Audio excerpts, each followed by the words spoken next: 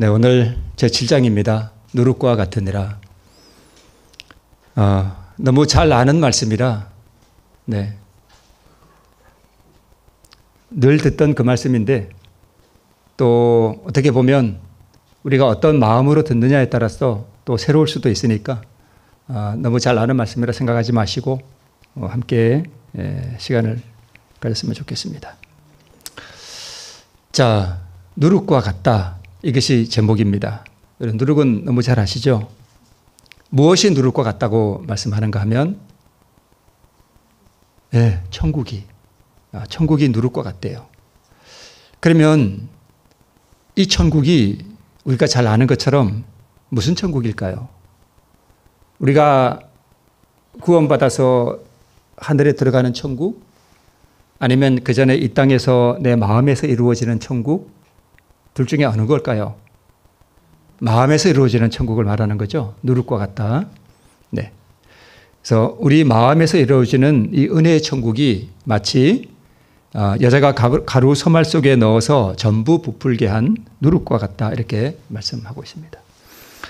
그러니까 내 마음에 이루어지는 이 천국은 점점 부풀어서 자란다는 거죠. 그러면 밀가루는 내 마음이고 누룩은 우리 뒤에 나오겠죠? 자, 이 말씀을 할 때에 이게 이제 실제 갈릴리 바다예요. 실제 바다도 아니죠. 그냥 조그만 호수죠. 그리고 이제 항공에서 이렇게 촬영한 것 같은데 저걸 이렇게 사진을 이렇게 보고 있으면 마치 저 언덕 어디쯤에서 예수님이 계시고 저기에 수많은 무리들이 이렇게 모여 있는 듯한 그러한 생각을 우리가 하게 됩니다. 실제로 저 어디쯤에서 2000년 전에 예수님께서 그렇게 말씀을 하셨어요. 누룩과 같으니라 라고 저기 서서 말씀을 하셨다니까요. 그죠? 자, 그런데 예수님께서 이 비유의 말씀을 하실 때에 거기에 어떤 사람이 있었냐 하면 이렇게 교양이 있고 또 지역사회에서 세도 있는 그런 사람들이 거기 있었고 또 누구도 있었는가 하면 가난한 사람들, 누더기를 걸친 진짜 거지 같은 사람들, 진짜 얼굴이 험상궂은 도둑 같은 그런 사람들, 방탕한 사람들, 정말 무식한 사람들, 장사하는 사람들, 정말 온갖 종류의 사람들이 예수님의 말씀을 듣기 위해서 빈부귀천을 물론하고 거기 다 모여 있었습니다. 수많은 사람들이.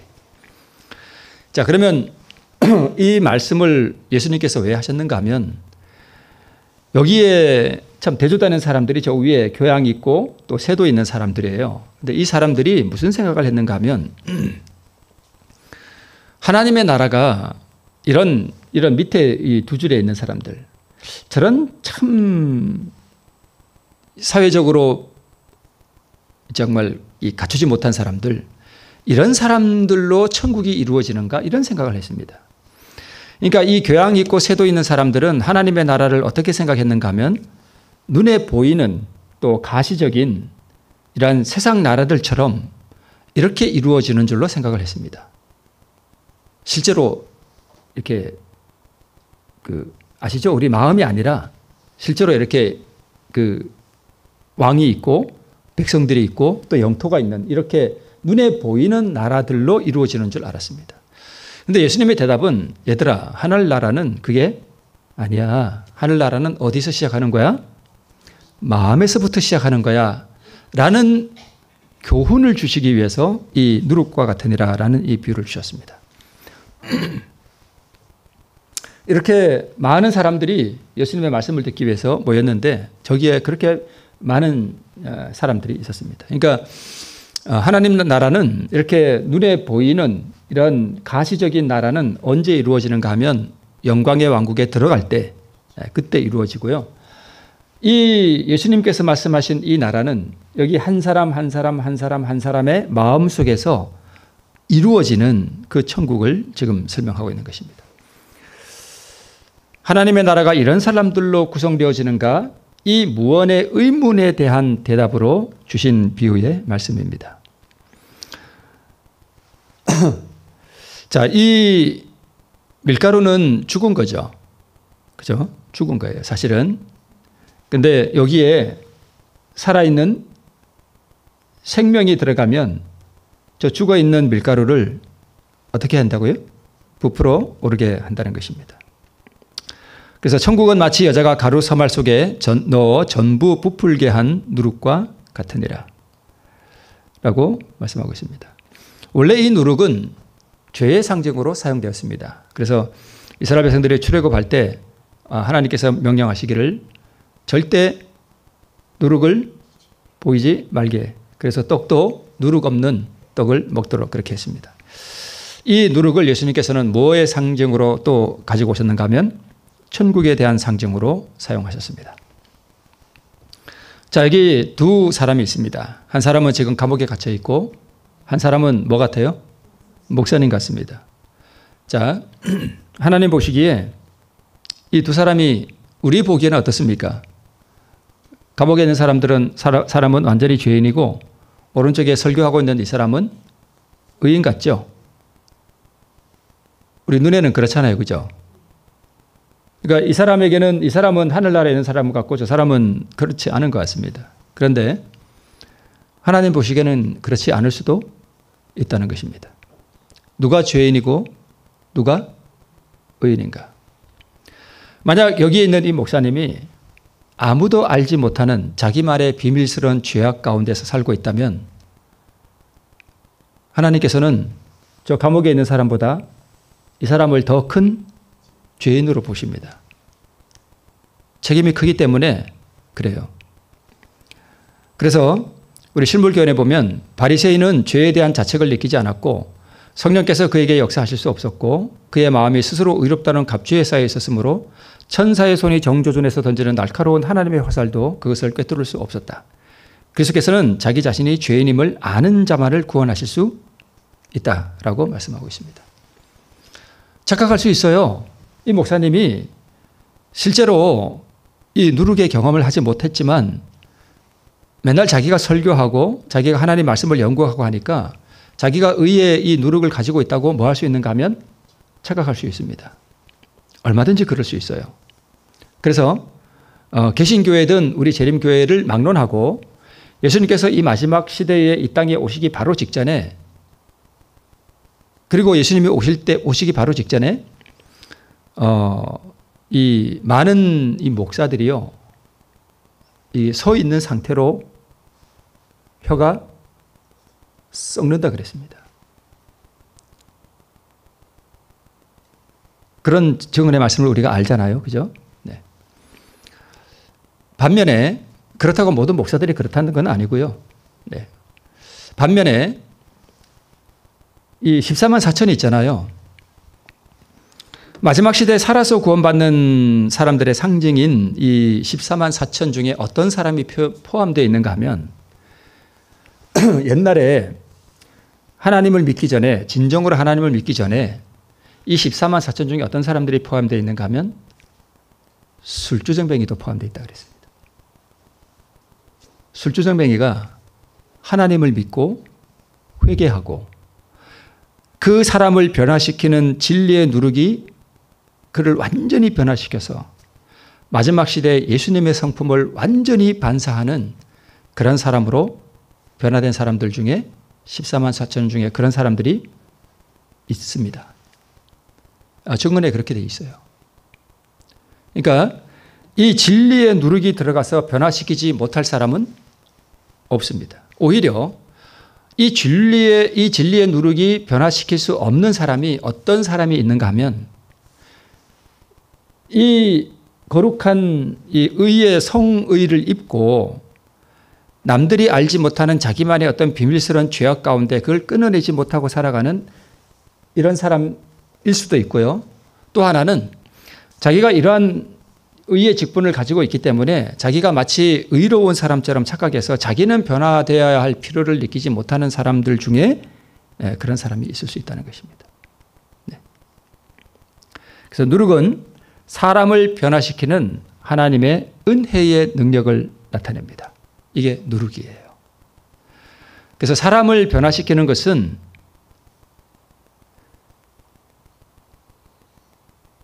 이 빗나간 자식을 변화시키는 것은 부모의 잔소리가 아니고 뭘까요?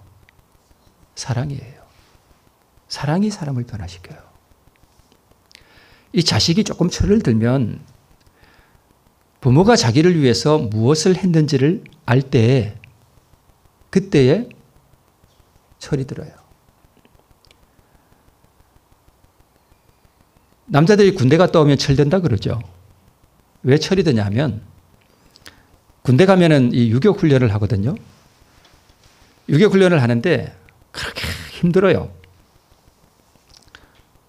저도 이제 군대를 갔다 왔는데 그 여름에 유격 훈련을 하면은요, 그 더운 여름에 그 산에 이렇게 구보를 해요. 뛰어요. 하루 종일 굴린 다음에 이걸 뛰어요. 뛰면은 이 속에서 뭔 냄새가 나냐면 피 냄새가 나요. 이 가슴에서 피 냄새가 이렇게 올라와요. 그래서 너무 그게 힘드니까 저 불숲에 들어가서 그냥 죽어버렸으면 싶은 그런 생각이 들 때가 들었었어요. 저는 실제 그랬었어요. 그렇게 힘들어요. 그렇게 굴리고 난 다음에 이제 이 얼차례를 주면서 그 무슨 노래죠? 나 실제 괴로움 다 잊으시고 그거 부르라 그래요. 그러면 그 젊은 군인들이 다 울어요. 헉헉헉 그리고 다 막 여기서 헉헉 하고 저기서 헉헉 그리고 우우 그리고 다 울어. 뭔 생각이 나서 그래요?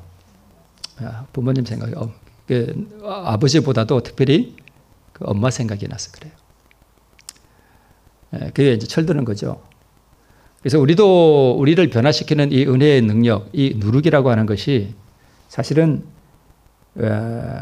우리 주님께서 나에게 베푸신 그 은혜를 우리가 이해하고 깨달을 때 그 은혜가 우리를 변화시켜요. 그래서 우리가 은혜로 구원받는 것이지 우리가 뭐 잘해서 구원받는 거 하나도 없습니다. 네. 은혜로 구원받습니다. 그 은혜의 능력. 그래서 우리가 하나님의 그 은혜를 자주 묵상할 필요가 있고 그 은혜를 참 잘 느끼게 하는 방법 중에 하나가 뭐냐 하면 말씀 속에서도 있고 특별히 찬양 속에 있어요. 그 찬양. 하나님의 은혜를 노래하는 그 찬양들을 우리가 자꾸 이렇게 묵상할 때 그 은혜를 자꾸 바라볼 때 우리가 바라봄으로 변화됩니다. 그래서 누룩은 사람의 심령을 변화시키는 그 은혜를 상징하고요. 이제 요약해서 좀 몇 가지를 말씀을 드리면 그러므로 변화는 눈에 보이는 밖에서부터 시작되는 것이 아니라 내부 곧 마음에서부터 동작시키는 은혜의 능력이 내 마음에 역사할 때 사람이 변화가 시작된다는 것입니다. 즉 변화의 능력은 내 밖에 있는 것을 내 안으로 받을 때 이루어집니다.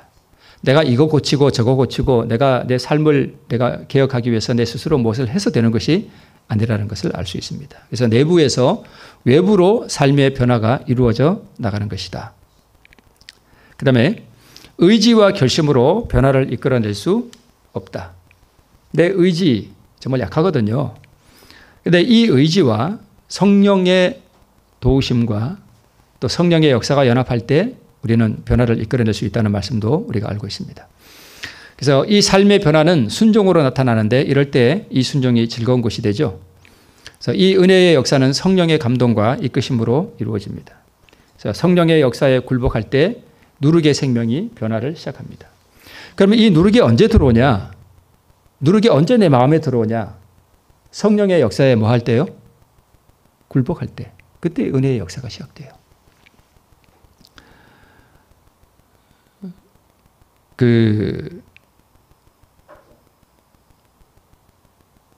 사람이 하나님의 은혜와 예수 그리스도의 희생의 그 은혜를 내가 묵상할 때 그것이 마음을 따뜻하게 하고 우리에게 감동을 주거든요. 때로는 그것이 우리에게 눈물을 흘리게 하고 그래요. 그런데 그것만으로 사람을 변화시키지는 않습니다. 그걸 이해하셔야 돼요. 그러니까 어떤 사람들은 그러한 뜨거운 은혜의 체험을 하고 눈물을 흘리면 자기가 변화된 줄로 착각을 해요. 그렇지가 않습니다. 이 은혜는 무엇을 하기 위해서 주어지는가 하면 성령의 역사에 나를 굴복시키도록 하기 위해서 주어지는 거예요. 보통 그런 뜨거운 경험은 교회 다니면서 누구나 다 한 번씩은 다 거의 다 해요. 그래서 어떤 분들은 과거에 자기가 뜨거운 경험을 한 것을 가지고 그때 내가 거듭났다라고 표현하는 분들이 있는데 아니에요. 삶은 안 변해요. 그런 분들이. 네. 그래서 이 성령의 역사에 내 자신을 굴복시키고 내 뜻을 꺾으라고 하는 성령의 음성에 내가 복종시켜서 그렇게 할 때에 이 누룩의 생명이 내 안에 들어오게 됩니다. 즉시 들어와요. 네. 그래서 성령의 역사에 마음을 굴복하는 것을 우리가 많이 들으셨죠? 네. 이 은혜의 능력은 어디서 오는가 하면 하나님의 말씀에서 오는 것입니다. 네. 그래서 우리 실물교훈에 보면 빈부귀천을 막론하고 구원을 얻고자 하는 모든 사람은 이 같은 성령의 역사에 뭐 하지 않으면요? 복종하지 않으면 안 된다라고 말씀하고 있습니다.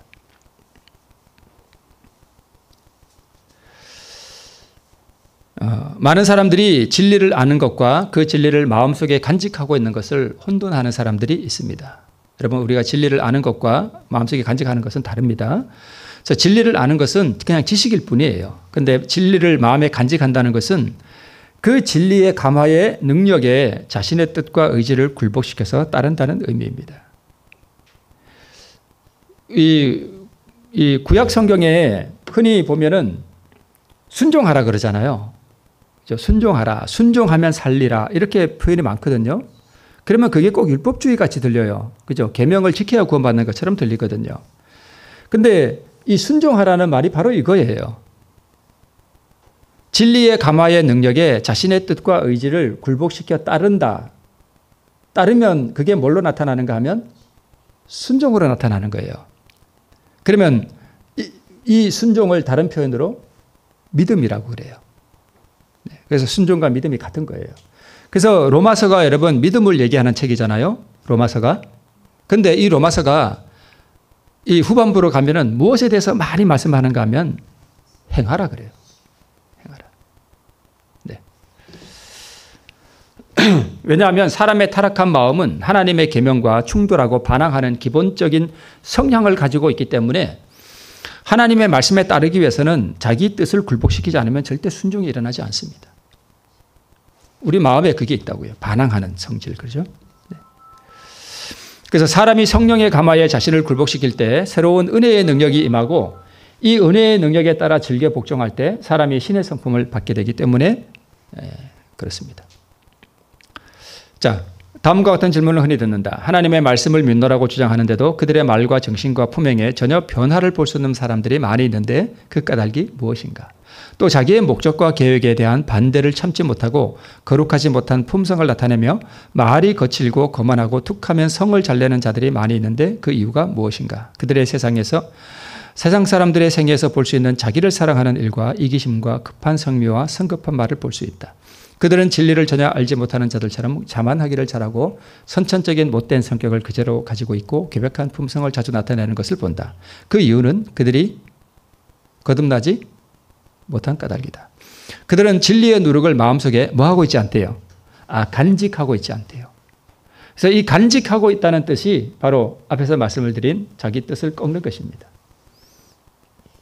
그러면 누룩을 마음속에 간직하게 될 때 이것이 바로 거듭남인데 이 누룩이 작용할 기회를 갖지 못하였다. 누룩이 내 마음속에서 나를 변화시킬 수 있는 기회를 주기 위해서는 내가 내 마음의 문을 누룩이 들어오도록 열어줘야죠.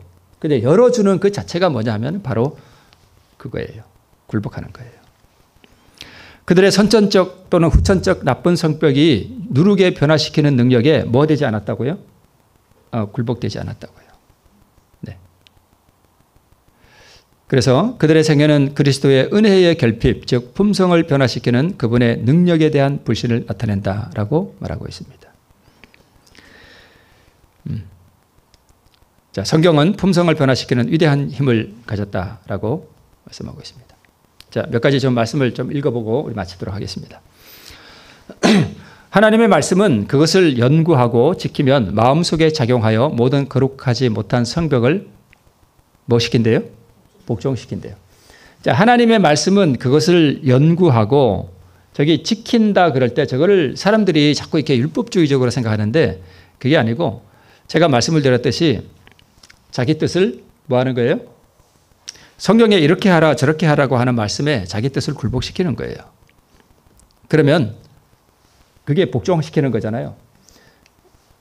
그러면 성령께서 오셔서 죄를 깨닫게 하시고 마음속에 생긴 믿음이 그리스도의 사랑으로 역사하게 되어서 우리의 몸과 영과 혼이 그리스도의 형상과 일치하게 된다. 그렇게 하면 하나님께서 우리를 당신의 뜻을 행하시는 데 사용하실 수 있다. 우리에게 주신 능력은 우리의 속에서 역사를 시작하여 밖으로 나오게 되며 그것이 우리로 하여금 받은 바 진리를 다른 사람들에게 전하게 한다. 네. 자, 다 이 누룩과 같은 데라는 그 장 속에 있는 말씀이에요. 한번 볼게요. 성경의 진리는 사람의 가장 큰 필요인 믿음으로 말미암는 심령의 거듭남을 이루게 해준다. 자, 우리에게 가장 큰 필요가 뭐냐 하면 믿음으로 말미암는 심령의 거듭남이 뭐냐 하면 저게 그냥 믿음으로 얻는 의예요. 이게 우리의 가장 큰 필요라는 것이죠. 그죠? 니고데모에게 가장 필요했던 게 바로 저거였잖아요. 그죠? 이 큰 진리의 원칙을 우리의 일상생애에 실천하기에는 너무 순결하고 거룩한 것이라고 생각해서는 안 된다. 물론 이 진리는 하늘에 미칠 만큼 높고 영혼을 포용할 만큼 원대하지만 그 진리의 생생한 감화가 사람의 경험 속에 짜여져야 한다. 그 진리가 우리의 생애에 크고 작은 온갖 일에 침투되어야 한다.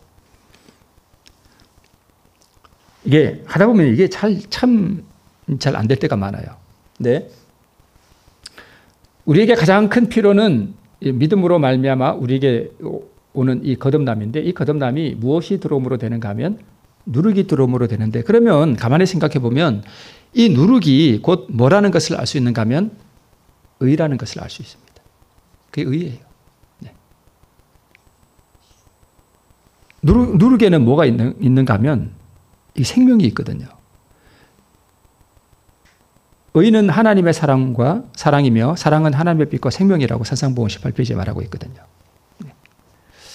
자, 그래서 이 은혜의 능력을 그리스도의 의라 그러고 이 의는 사랑이고 이 사랑은 남이 나를 높여주기 때문이 아니라 그들이 모두 하나님의 피로 산 영혼임을 절실히 느끼기 때문에 친절함과 격려와 동정심과 예절에서 나타납니다.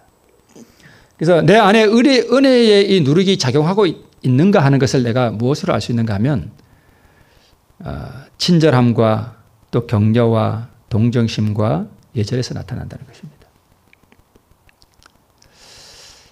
사람이 어쩌다가 남을 비난할 수는 있거든요. 그죠? 실수할 수 있어요. 남에 대해서 나쁘게 조금 말할 수도 있고 그런 실수할 수 있습니다. 그런데 이 교인들이요. 남의 허물을 자꾸 드러내고 남을 자꾸 이러쿵저러쿵 남의 안 좋은 면을 자꾸 이야기하는 사람은 거듭나지 못한 거예요.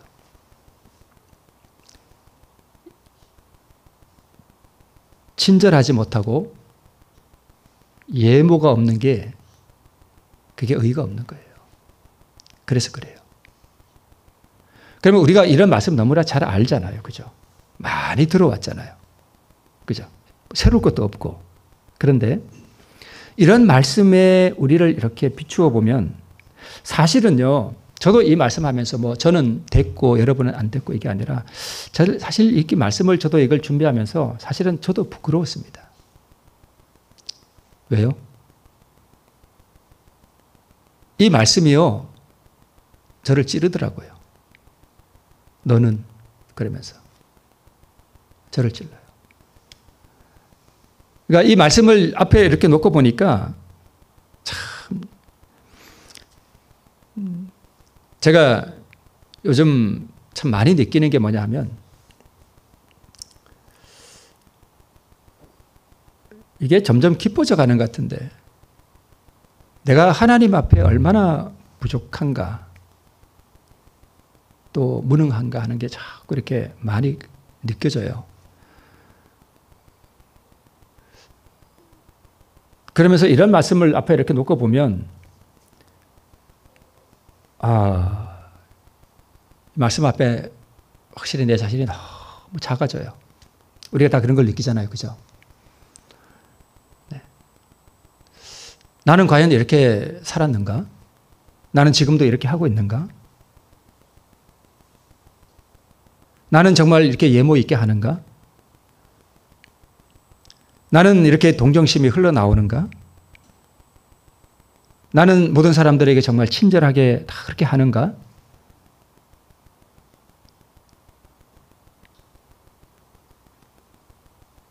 아닌 것 같아요. 그래서 우리가 이런 것을 느낄 때 하나님 앞에 엎드려서 도움을 구하고, 그죠? 그분의 더 의를 구하고, 이렇게 엎드려야 되잖아요. 그죠? 네. 세상이 감당할 수 없고 이해할 수 없는 사람들에 대해서 또 말하고 있는데요. 누르게 변화시키는 이 은혜의 능력을 경험한 사람들, 세상의 모든 부패한 가마를 초월해서 그리스도를 위하여 극기하고 재물과 헐락과 명예를 위하여 살아가지 않는 그리스도인들을 세상 사람들은 도저히 이해할 수 없습니다. 근데 우리가 이렇게 정말 살아야 하는데 좀 많이 부족한 면이 우리에게 있습니다. 그러나 어떤 사람은 예를 들어서 우리가 저 100m 달리기를 해야 되는데 어떤 사람은 50m 나갈 수 있을 수 있고 어떤 사람은 이제 막 출발한 사람일 수 있고 어떤 사람은 80m 나가 있을 수도 있고 우리의 눈에 보기에 다 다르잖아요. 그죠? 어떤 사람은 출발도 못한 사람도 있을 수 있고 그래서 정말 우리의 마음속에 이 변화시키는 은혜의 누룩이 딱 들어오면 가장 먼저 바뀌는 게 뭐냐 하면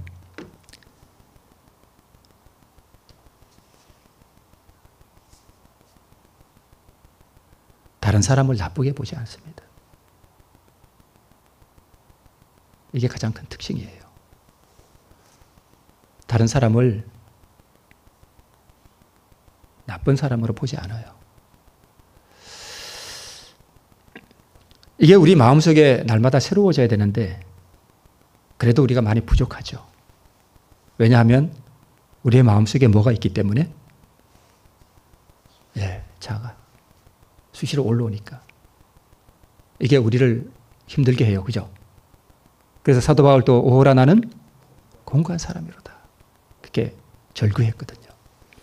그럴지라도 우리가 날마다 이 은혜의 누룩을 받아서 이 은혜의 누룩이 하는 일이 뭐예요? 점점